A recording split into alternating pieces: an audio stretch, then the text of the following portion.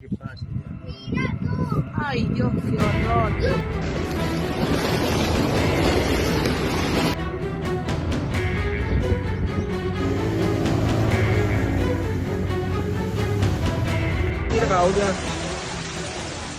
More than 100 millimeters of rain fell in the Catamarca province in Argentina, which led to flash floods. A sudden surge in river water levels then caused the collapse of a pedestrian bridge, which was the only link between the towns of Rincon and Poma. While many other roads in the region were damaged and houses were flooded, no casualties were reported. Snow hits southeast England as cold snap takes hold. Southeast England will see a mix of snow, sleet and rain during Monday, BBC Weather says.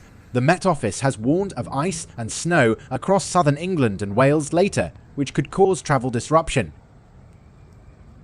Thousands of disoriented fish appear on the coast of Sarangani, Mindanao, Philippines.